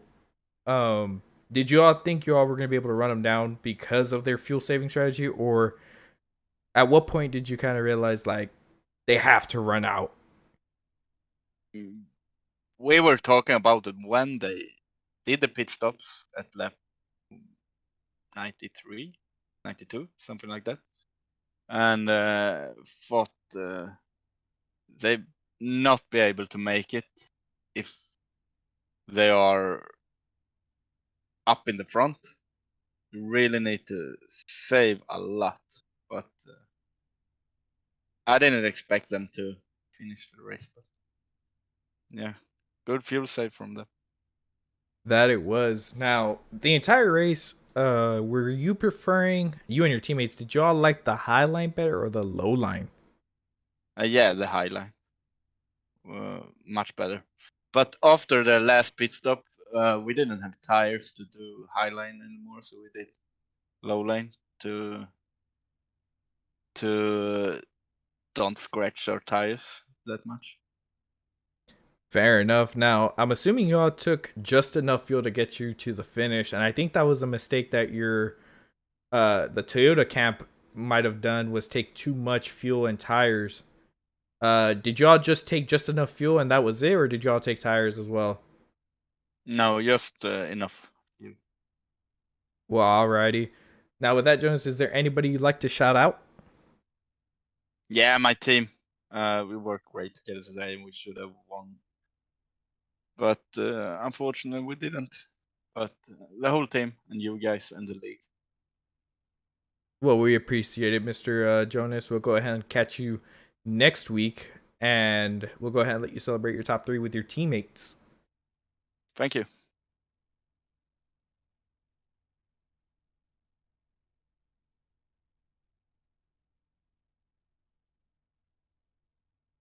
All right, now let's go ahead and bring up our race winner, Mr. Angel Hernandez.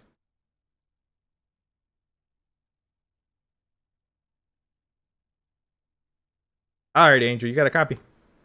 Yep. Well, first off, I really didn't think you were going to be able to make it on fuel. Somehow you did, sort of. Just ran out, barely coming to the line.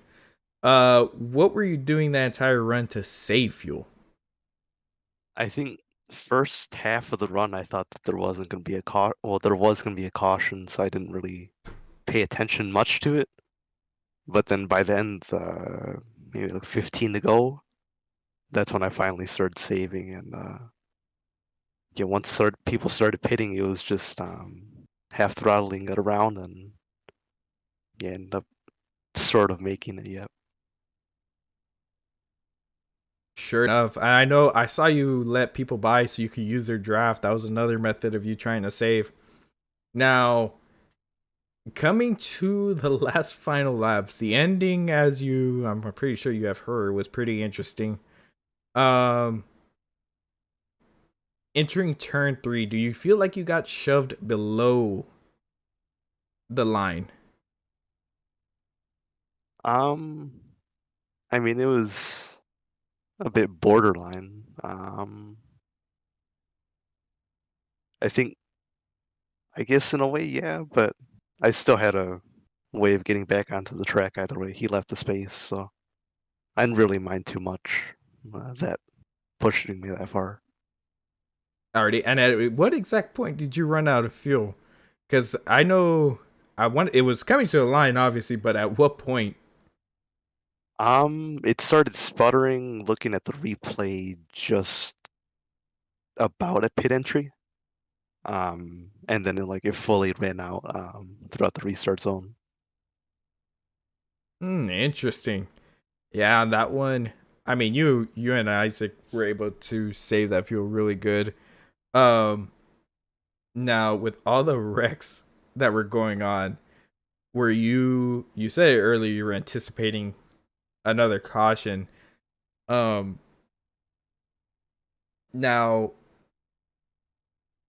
were you kind of cautious being around other cars, thinking somebody might get hooked, the checkups might be too out, or were your thoughts just, I need to get towards the front, just save my stuff, and just be there towards the end? I think I was anticipating getting wrecked out, so I was gonna just run up front and get some stage points, and if we crashed, then we crashed, But yeah, I think towards the end there, I kind of saved my stuff a little more compared to towards the beginning. Well, already, Angel. Well, congrats on your win. Is there anybody you'd like to shout out? Josh, he wasn't here, but yeah. Well, already, Angel. We appreciate you taking the time to talk to us. We'll go ahead and let you go. And we look forward to seeing you next week. All right, thank you. Well, alrighty, everybody. That was everybody in the top 3 for today's race. Interesting race, interesting finish, to say the least. Now, with that being said, I think it's time to go over our results for today's race. And we start off with, obviously, Mr. Isaac Wilson was penalized, so he is not your race winner. Angel Hernandez comes home with the win. Jonas Gunnarsson right behind him in second. Beg Lothian in the 14th finishing third. George Kovacic in the 11th finishing fourth. Brian Chu in the 54th finishing fifth. That's rounding out your top 5. Now, they had a really good run. I just think the pit stops is what separated them. Charles Robertson in the 20 finishing 6th. Joe Grijalva in the 51 finishing 7th. Kiko Garcia in the 47 finishing 8th. Derek Cook having himself another top 10, finishing 9th. Colin Zeimer in the 44 finishing 10th. Danny Solo sped on pit road, but he was still able to recover and have a 11th place finish. Joshua Beattie in his ISNF debut, finishing 12th. Jalen Battle, we saw him smack the wall early on. He was able to finish 13th. Linus Brostrom getting involved in that wreck, still able to manage a 14th place finish. Bob Wyckoff finishing 15th. Casey Tomlinson in the 3 finishing 16th. Jesus Juan Menendez in the 66 finishing 18th.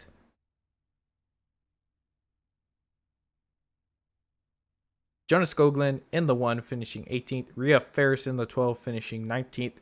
Cody McCorkle in the 45 finishing 20th. Chris Van Maastricht in the 17 finishing 21st. Zach Phillips Sr. in the 31 finishing 22nd. Joey Maines in the 42 finishing 23rd. Jake Grout in the 62 finishing 25th. Steven Sear in the 5 finishing 25th, correction. Alex Weger in the 26th finishing 26th. Austin A. Cook finishing 27th.